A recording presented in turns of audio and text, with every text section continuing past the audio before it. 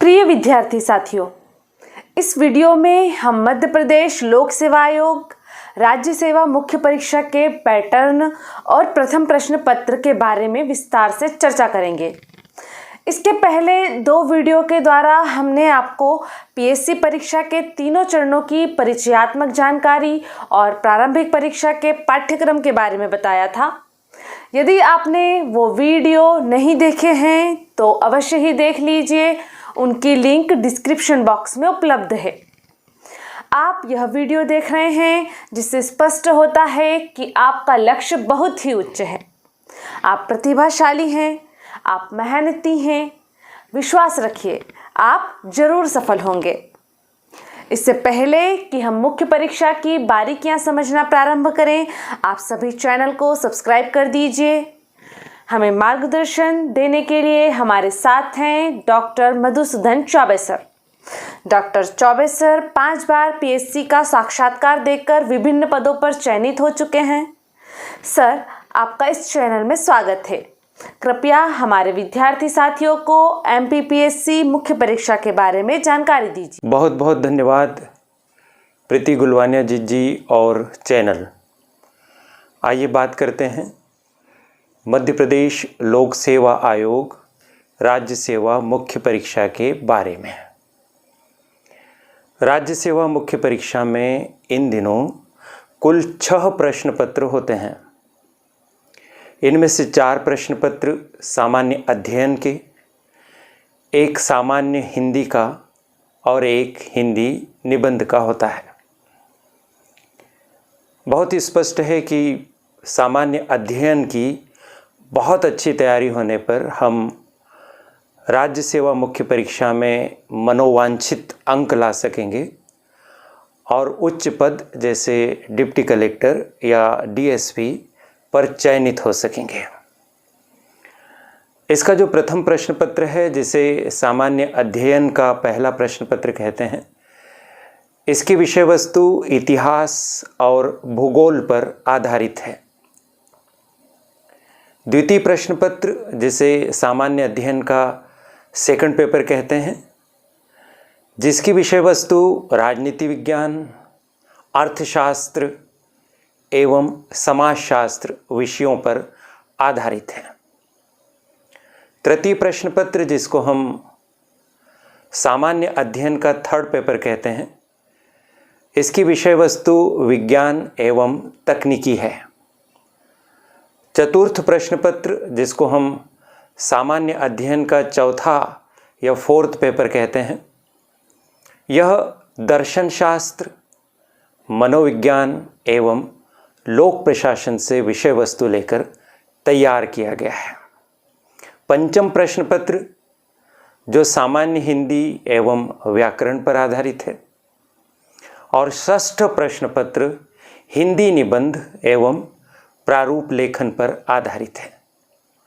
इसमें से जो पहले 3 प्रश्न पत्र हैं, यानी सामान्य अध्ययन फर्स्ट, सेकंड और थर्ड, इनके पूर्णांक 300 300 300 है। सामान्य अध्ययन के चतुर्थ प्रश्न पत्र का पूर्णांक 200, सामान्य हिंदी एवं व्याकरण का पूर्णांक भी 200, हिंदी निबंध एवं प्रारूप लेखन का पूर्णांक 100। अगर इन 6 प्रश्न पत्रों के कुल पूर्णांक की अगर हम बात करें तो ये होते हैं 1400, यानी 1400 अंकों के लिए आपकी मुख्य परीक्षा होती है। इन 1400 अंकों के लिए आपको 6 प्रश्न पत्र देने होंगे और इन 6 प्रश्न पत्रों की बहुत लंबी पाठ्यक्रमीय यात्रा है।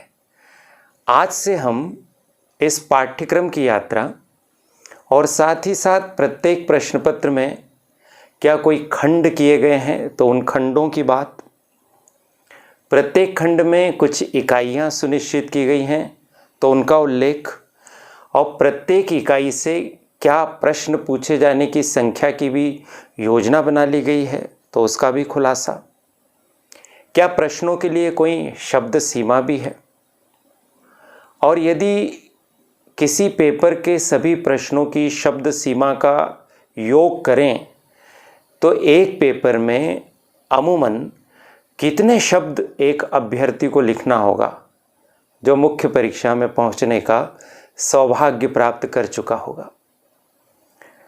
चूंकि प्रत्येक प्रश्न पत्र का पाठ्यक्रम काफ़ी डिटेल है, यदि हम 6 प्रश्न पत्रों को एक साथ एक वीडियो में समाने की कोशिश करेंगे तो वीडियो बहुत ही ज़्यादा लंबा हो जाएगा और शायद हम इतने डिटेल में आपको बता न सकें। इसलिए आप एक के बाद एक इस सीरीज़ के वीडियो प्राप्त करते रहेंगे और कुछ ही दिनों में आप पीएससी मुख्य परीक्षा को बहुत बेहतर ढंग से समझ सकेंगे। तमाम सफल अभ्यर्थियों का यही कहना है कि किसी भी प्रतियोगी परीक्षा की तैयारी का पहला कदम होता है उसके पाठ्यक्रम को ठीक से समझाना। तो करियर एडवाइस चैनल आपकी अंगुली पकड़कर आपको पीएससी के पथ पर चलाने का काम शुरू कर रहा है पाठ्यक्रमों के माध्यम से।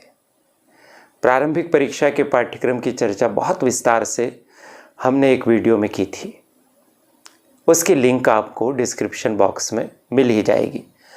आप सिलसिलेवार देखिए। अगर आप नए विद्यार्थी हैं, अभी सोच रहे हैं कि हम पीएससी की तैयारी करेंगे, तो आप सिलसिलेवार इस चैनल पर उपलब्ध सभी वीडियो को देखते हुए यहाँ तक आइए। अभी बैक हो जाइए अगर आपने पहले वीडियो नहीं देखे, और देख लिए हैं या पुराने विद्यार्थी हैं, अनुभवी हैं, तो फिर इसको जारी रखिए। चलिए शुरू करते हैं। जो प्रथम प्रश्न पत्र है सामान्य अध्ययन का, जैसा मैंने आपको बताया कि ये 2 मुख्य विषयों से सामग्री लेकर बना है। एक विषय है इतिहास और एक विषय है भूगोल। आप जानते हैं इन दोनों विषयों की प्रकृति बहुत ज़्यादा ही व्यापक है। इतिहास में तो घटनाओं का अंबार है और भूगोल में भी बहुत सारी भौगोलिक व्यवस्थाओं के बारे में हमें पढ़ना और समझना होता है। और ऐसा भी कहा जाता है कि जिन व्यक्तियों का इतिहास और भूगोल पर अच्छा कमांड स्थापित हो जाए उनके लिए सफलता बहुत दूर नहीं रह जाती है।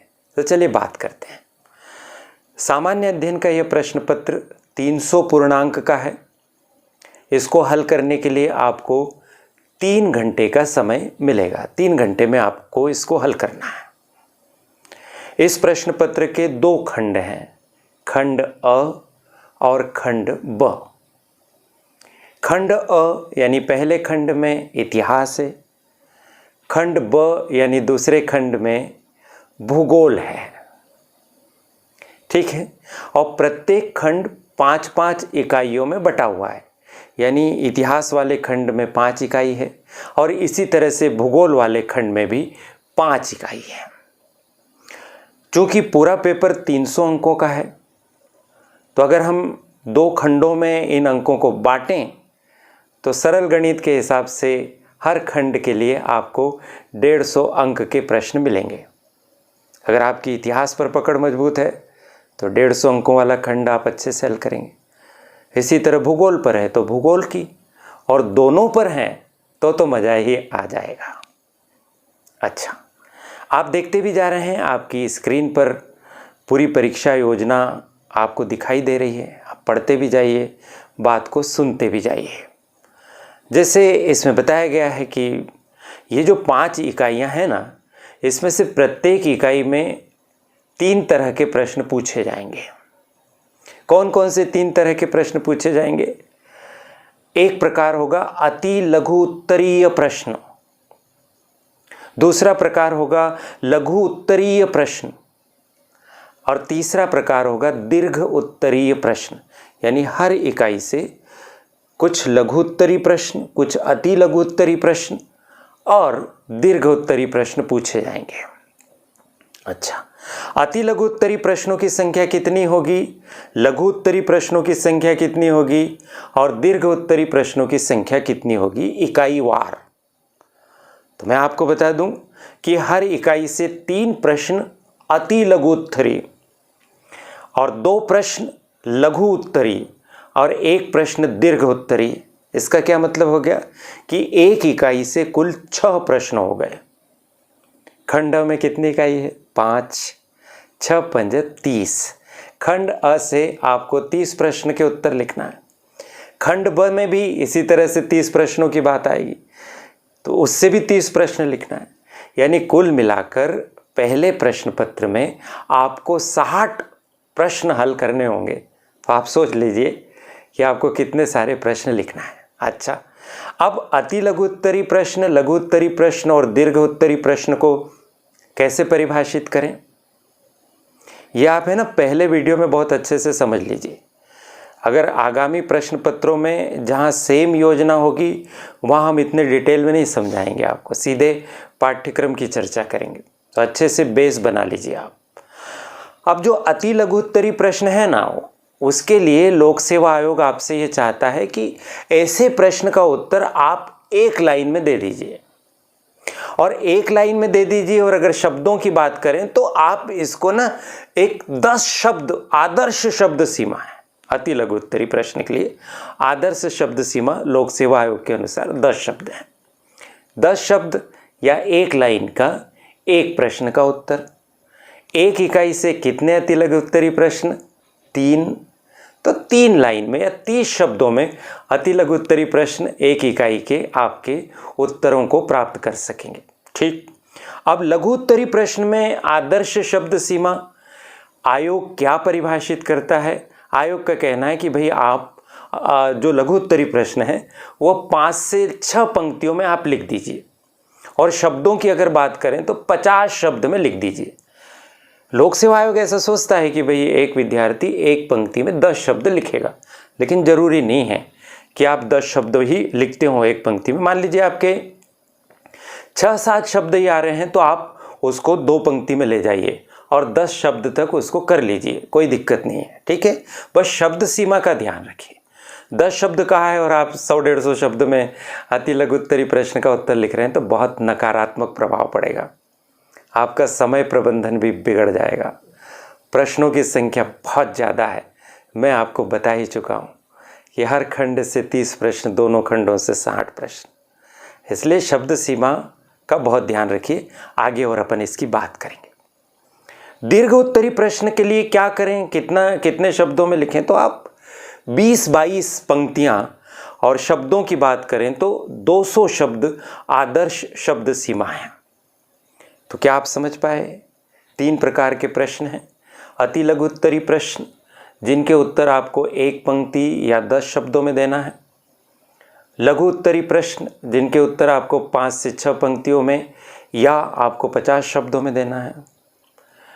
दीर्घ उत्तरी प्रश्न जिनके उत्तर आपको 20-22 पंक्तियों में या 200 शब्दों में आपको देना है। इस तरह से आपको करना है।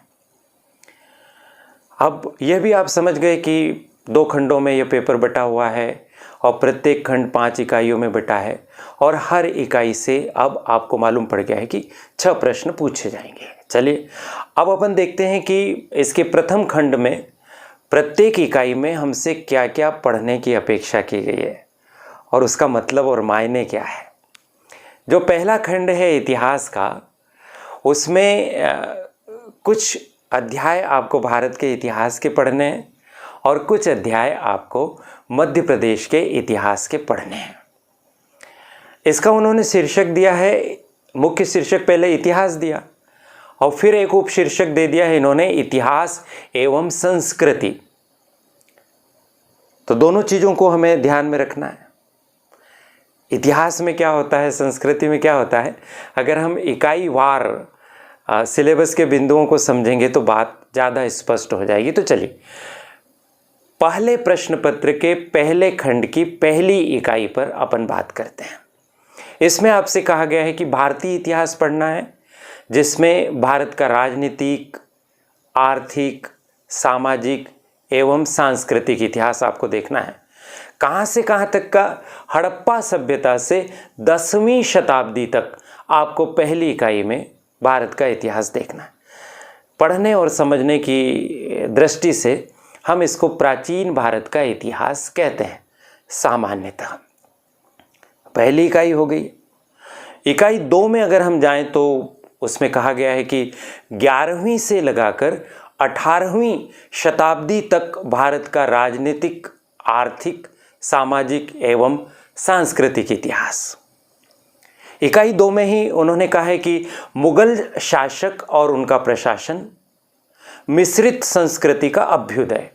अब मुगल शासक तो बहुत सारे हुए, बाबर से लगाकर बहादुर शाह जफर या बहादुर शाह द्वितीय तक।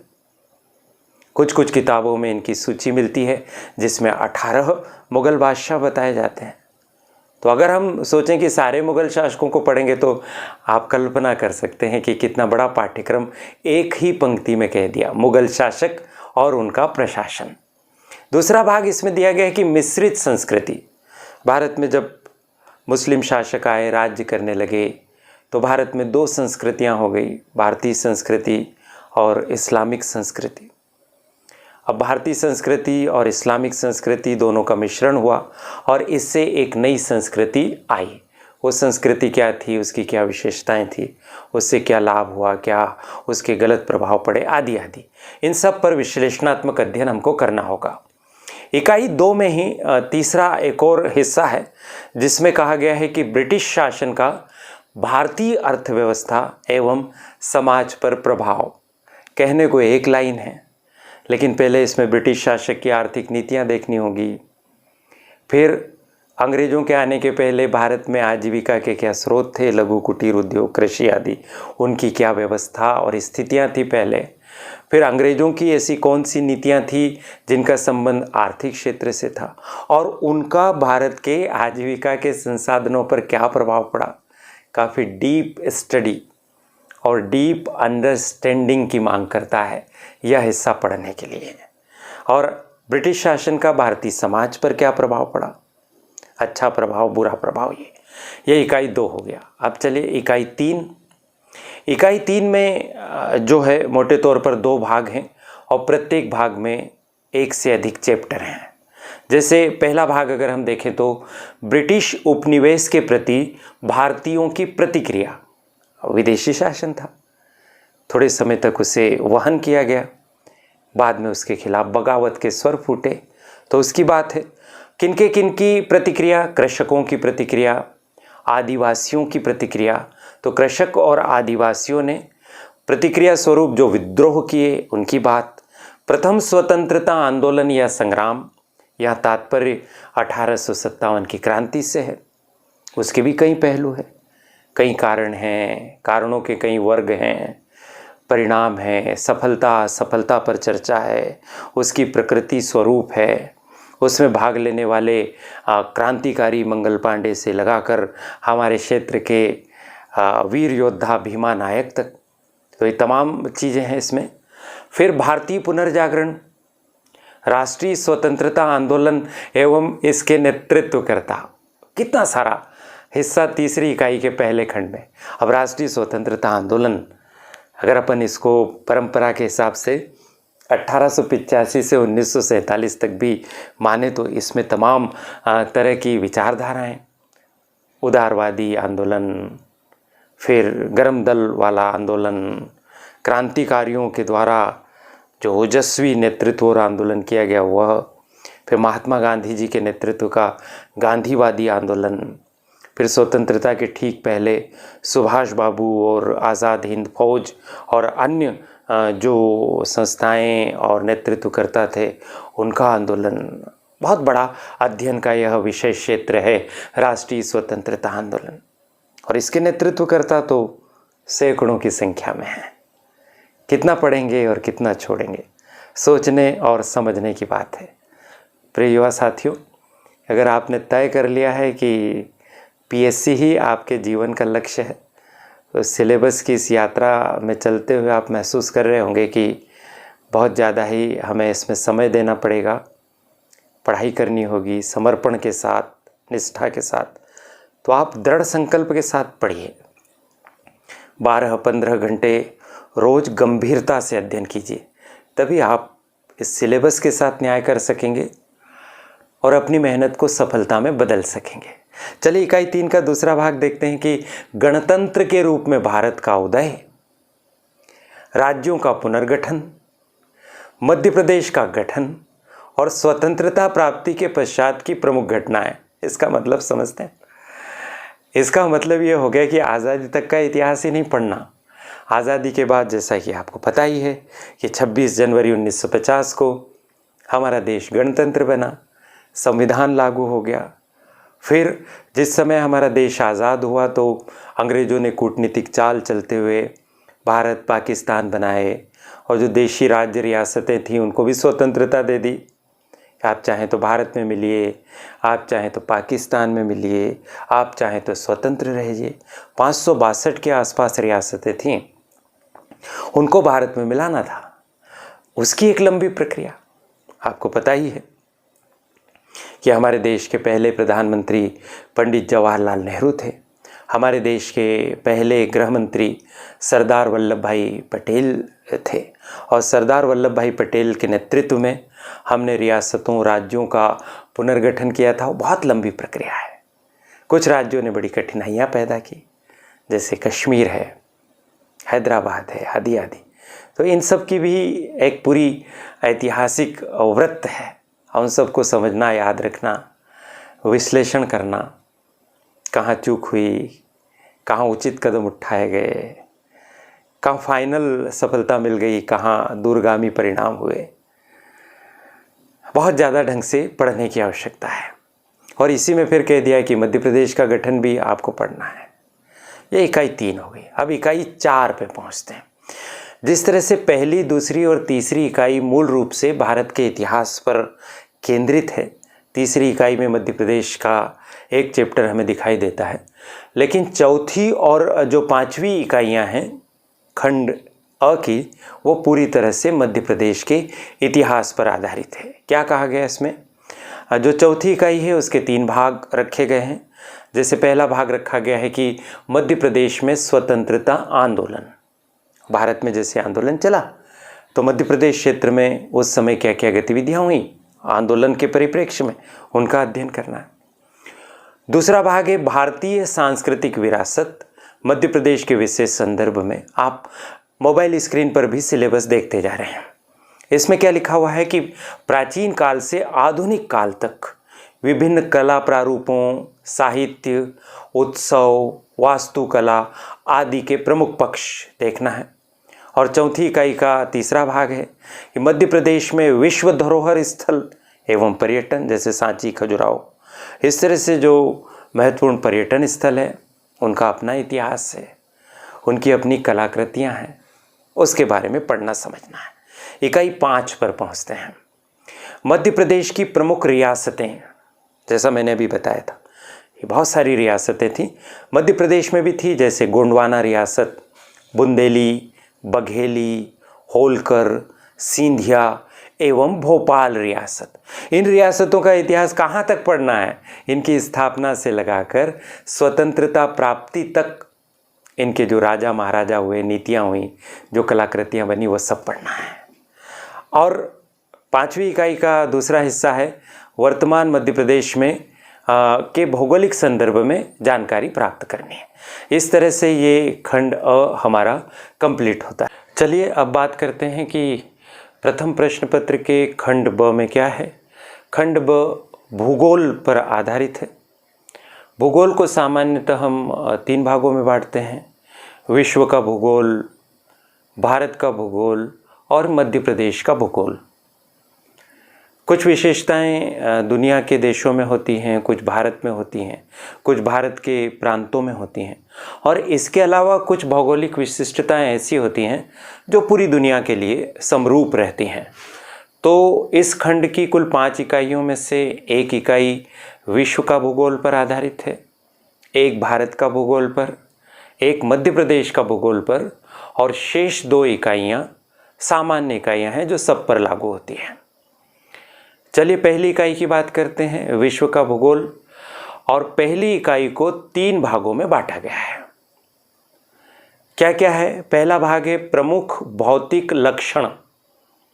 इसके अंतर्गत पर्वत, पठार, मैदान, नदियाँ, झीलें और हिमनद, जैसे हिमालय पर्वत है, कई सारे पठार हैं, कई सारे मैदान हैं, असंख्य नदियाँ हैं पूरी दुनिया में, झीलें हैं खारे पानी की, मीठे पानी की, हिमनद हैं।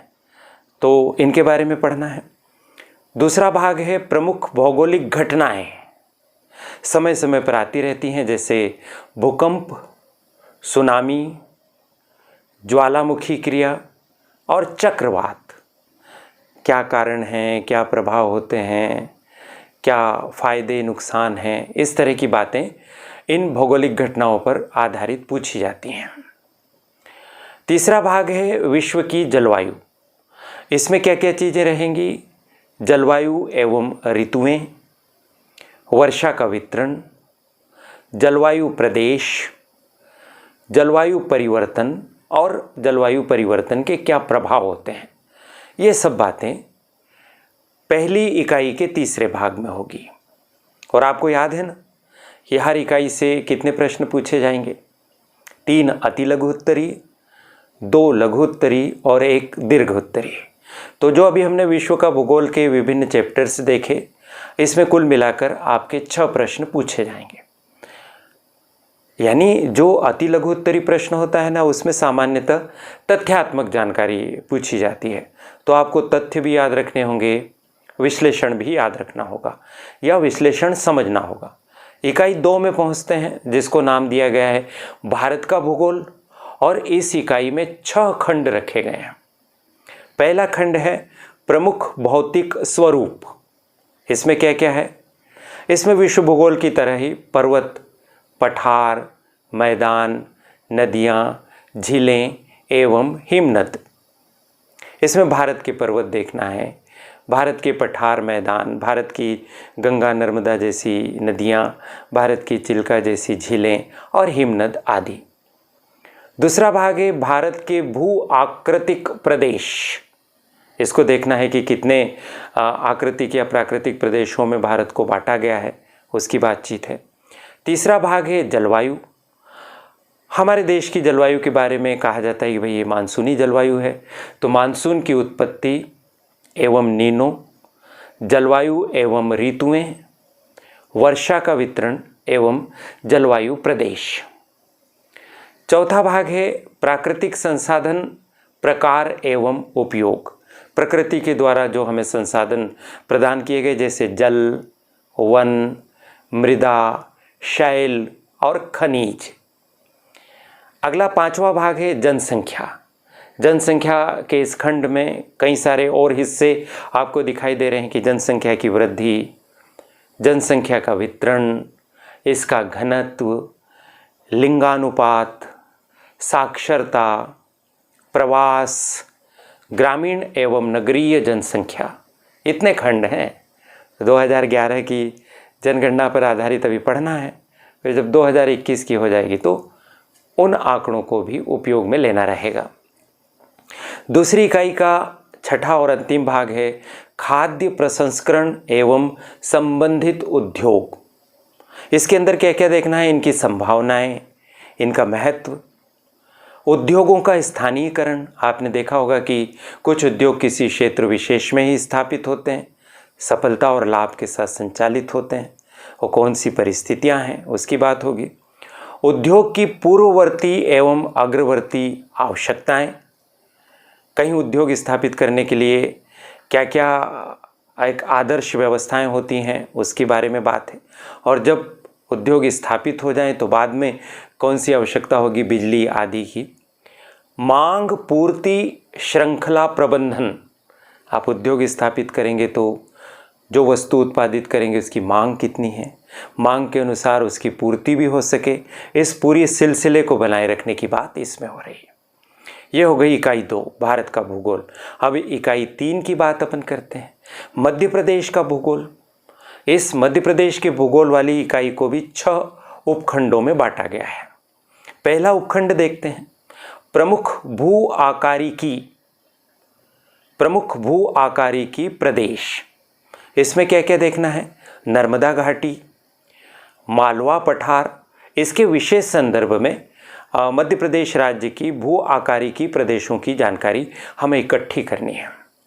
दूसरा खंड है प्राकृतिक वनस्पति और मध्य प्रदेश की जलवायु। तीसरा भाग है मृदा से संबंधित, मृदा यानी मिट्टी। अब इसमें क्या क्या चीज़ें देखनी है कि मृदा के भौतिक, रासायनिक एवं जैविक गुण कौन कौन से हैं, मृदा प्रसंस्करण एवं मृदा का निर्माण कैसे होता है, मृदा क्षरण एवं ह्रास की समस्याएं, बड़ी भारी समस्याएं, चंबल में बड़े बड़े बीहड़ बन गए हैं, समस्याग्रस्त मृदा एवं उसके परिष्कार के तरीके, अगर मिट्टी में कोई प्रॉब्लम है तो उसे कैसे ठीक किया जाएगा, क्योंकि भारत में आज भी कृषि की बड़ी महत्वपूर्ण भूमिका है। अर्थव्यवस्था चाहे सेवा प्रधान हो गई हो, लेकिन देश तो कृषि प्रधान ही है। तो अगर मृदा समस्याग्रस्त हो जाएगी तो देश में बहुत दिक्कतें होंगी। तो मृदा का परिष्कार कैसे किया जाए, इसकी बात इसी भाग में और कुछ चैप्टर हैं, जैसे जल ग्रहण के आधार पर मृदा का संरक्षण कैसे होगा और इस तरह से मृदा को संरक्षित करने के लिए क्या नियोजन या योजना बनानी होगी, ये बात होगी। इकाई 3 मध्य प्रदेश के भूगोल का 5वां अगर अपन उपखंड देखें तो ये उद्योगों पर आधारित है।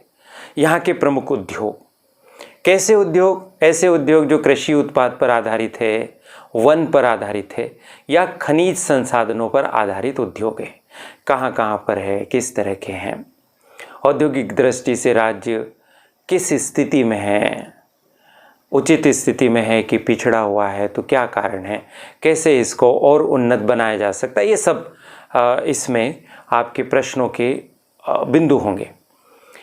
छठा भाग है इसमें मध्य प्रदेश के भूगोल में राज्य की जनजातियाँ, अनेक जनजातियाँ रहती हैं। मध्य प्रदेश को जनजातीय प्रदेश की संख्या भी दी जाती है।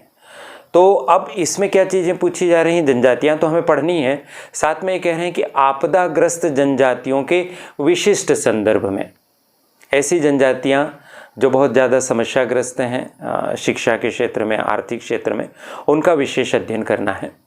तो इस तरह से ये हमारी तीसरी इकाई हुई मध्य प्रदेश के भूगोल पर आधारित। चलिए चौथी इकाई पर अपन पहुँचते हैं। तो चौथी इकाई का इन्होंने शीर्षक दिया है जल एवं आपदा प्रबंधन। जैसे पहली का विश्व भूगोल, दूसरे का भारत भूगोल, तीसरे का मध्य प्रदेश भूगोल, वैसे चौथे का जल एवं आपदा प्रबंधन। और इसमें भी उन्होंने 5 उपखंड किए हैं।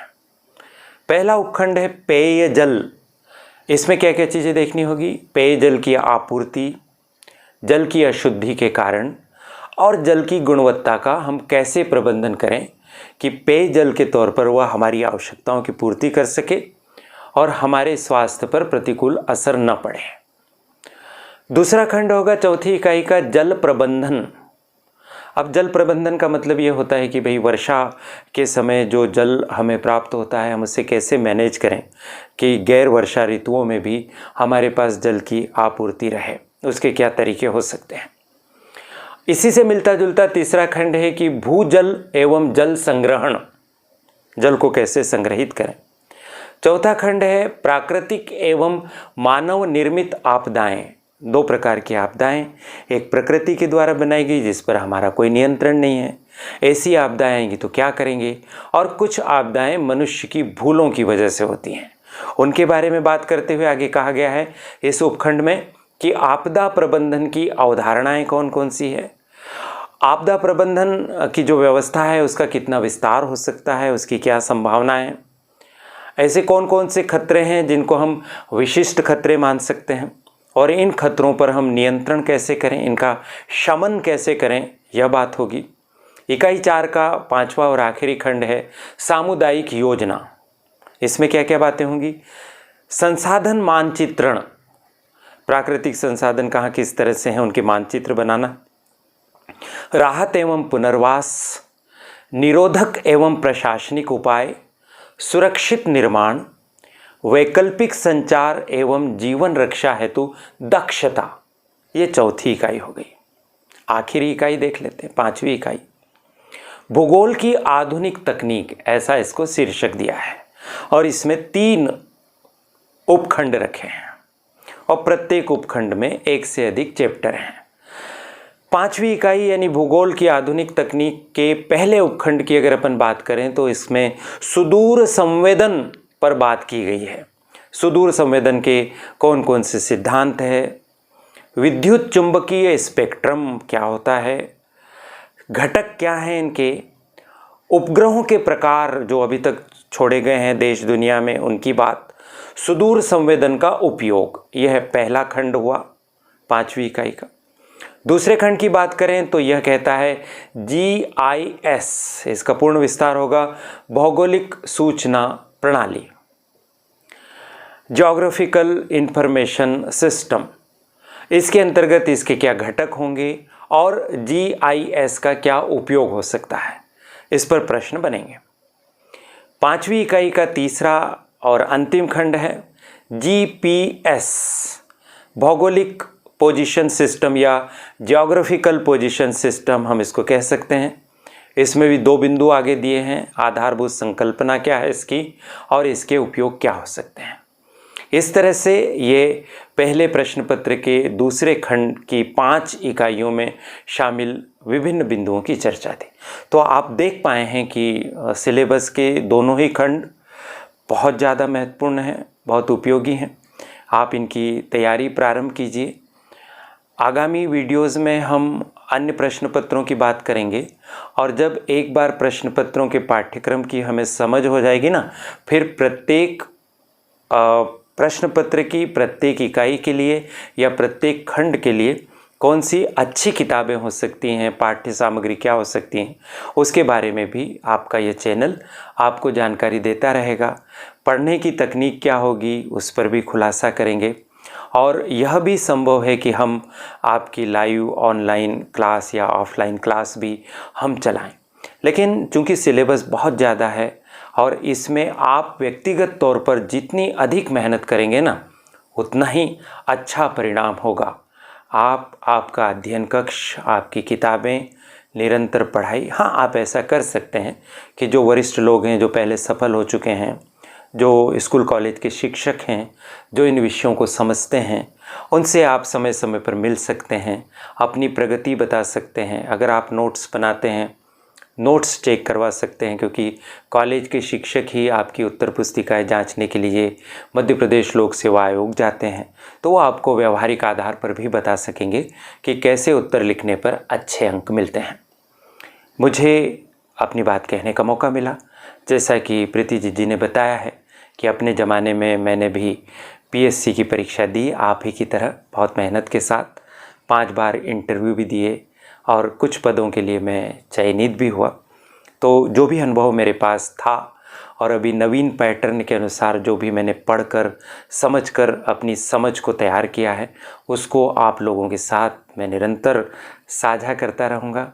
ये बहुत परिश्रम का काम है। आपको शायद ही यकीन होगा, इस समय जब ये वीडियो रिकॉर्ड हो रहा है रात्रि के 3 बजे हैं। अब इसकी रिकॉर्डिंग के बाद की जो प्रोसेस है, इसकी एडिटिंग और इसकी एक्सपोर्टिंग और इसको अपलोड करना, इसमें कम से कम 8 से 10 घंटे लगेंगे और तब जाकर वीडियो आपके मोबाइल पर पहुंचेगा। आपको केवल देखना है, समझना है। हाँ, इन युवा साथियों की मेहनत को अगर आप सफल करना चाहते हैं तो चैनल को ज़रूर सब्सक्राइब कर दीजिए और वीडियो अपने साथियों तक भी पहुंचाएंगे तो इनका हौसला और उत्साह बढ़ेगा कि इनके काम को बहुत सारे लोग देख रहे हैं। प्रीति जी का धन्यवाद और आप सभी को शुभकामनाएं। बहुत बहुत धन्यवाद सर। आपने मध्य प्रदेश लोक सेवा आयोग राज्य सेवा मुख्य परीक्षा की योजना और इसके प्रथम प्रश्न पत्र के बारे में उपयोगी बातें बताई। वाकई सिलेबस काफ़ी विस्तृत है और निरंतर परिश्रम की मांग करता है। उम्मीद है आप सभी दर्शकों को यह जानकारी अच्छी लगी होगी। ऐसी ही महत्वपूर्ण सूचनाओं और जानकारियों के लिए चैनल को तुरंत सब्सक्राइब कीजिए, बेल आइकन भी पुश कर दीजिए। हमारी मेहनत बनेगी आपकी सफलता का आधार। Best of luck.